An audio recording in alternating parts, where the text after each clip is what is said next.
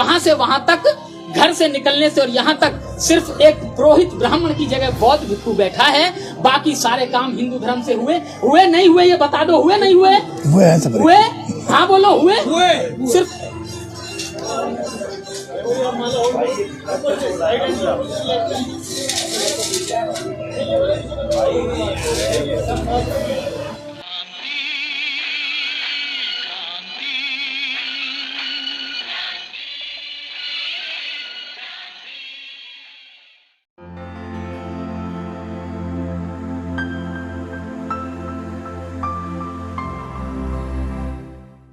लेकिन इससे पहले आप दान की प्रक्रिया पूरी करो। पहले लाइए,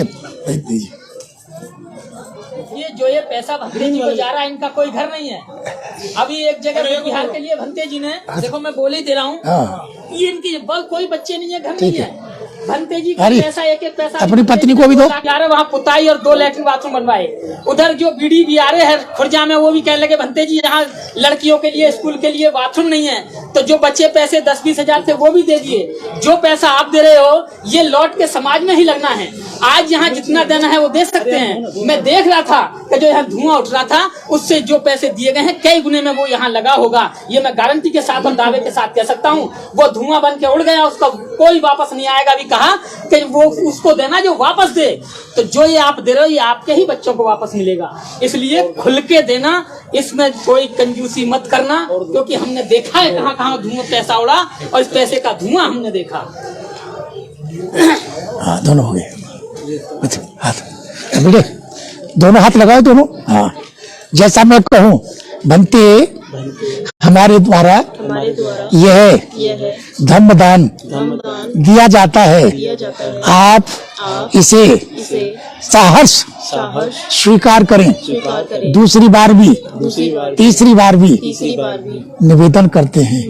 साधु साधु साधु। बेटे मैं आप लास्ट में अपनी बात कह रहा हूँ। रामकेश की बेटी है तू, घर में जाकर के, बाकी ससुराल में जाकर के वो काम करना जिससे कि रामकेश भी महसूस करे कि मेरी बेटी उस परिवार में गई है। संसार में 2 ही काम नाम करते हैं, या तो रोटी काम करती है, नाम करती है, या फिर बेटी नाम करती है।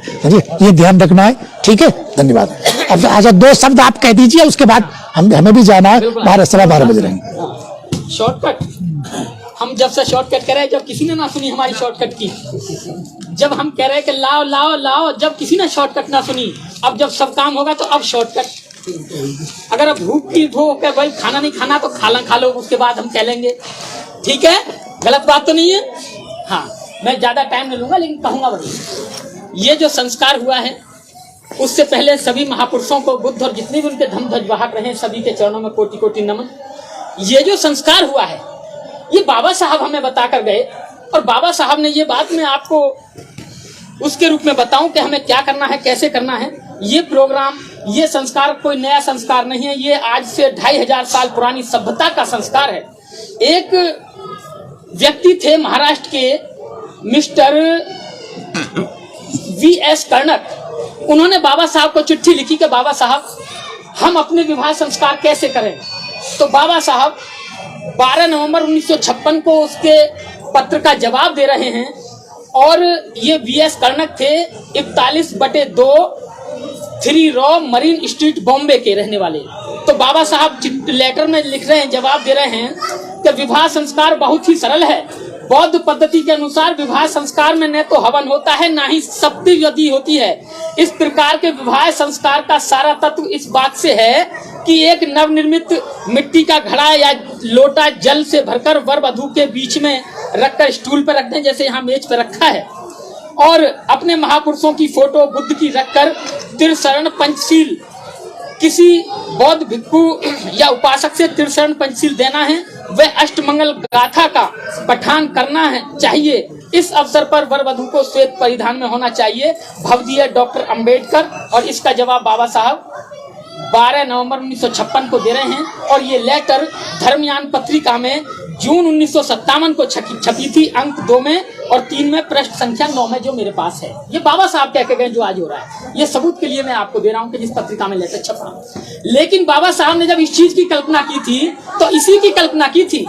लेकिन अब जो भी प्रोग्राम हुआ, जो भी कार्य हुआ, जो भी हो रहा है, जो हम देख रहे हैं, उसमें और इसमें कोई अंतर नहीं है। सिर्फ अंतर इतना है, जो मैंने देखा, जो मैं देख रहा हूं, पूरे देश में देख रहा हूं, बाबा साहब के कार्यों का फल मुझे इतना मिला कि मैं पूरे देश में देख रहा हूं।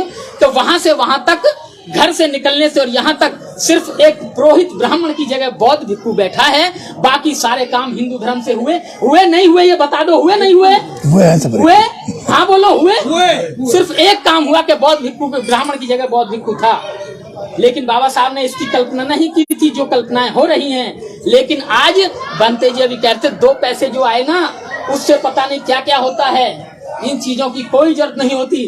शादी हमारी भी हुई, शादी हमारे माँ बाप की भी हुई, लेकिन हमने तो सेहरा नहीं पहना, हमने तो घोड़ी नहीं चढ़े, हमने तो बैंड नहीं बजा। हमारे बच्चे हो रहे हैं और वो तो कंट्रोल है, वरना और भी हो जाते, हम भी नहीं चाहते ज्यादा करने। तो ये हमारी सिर्फ बुद्धि का खेल है। शिक्षित होना, पढ़ा लिखना होना 2 बातें हैं। पढ़ा लिखा होना है कि जो लिखा है वो पढ़ लिया, कि कै कबूतर और खे कबूतर और गे कबूतर, डे डबूतर और चे चबूतर। शिक्षित का होना है कै कबूतर खे खरगोश।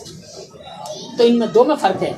एक पढ़ा लिखा आदमी भी शिक्षित हो सकता है, विद्वान हो सकता है, लेकिन पढ़ा लिखा आदमी जरूरी नहीं है तो वो शिक्षित हो जाए, क्योंकि उसने सिर्फ पढ़ा है और एग्जाम में वही लिखा है और पास हो गया है कि मैं पढ़ लिख गया हूँ, वो शिक्षित नहीं हुआ। शिक्षित की कल्पना बाबा साहब करते हैं कि अनपढ़ भी आदमी है तो वो अपने दोस्त और दुश्मन की पहचान करे, और दोस्त और दुश्मन की पहचान करने का ही ये सारी संस्थाएं हमारी बाबा साहब के नाम पर जितनी संस्थाएं वो सब ये कर रही हैं।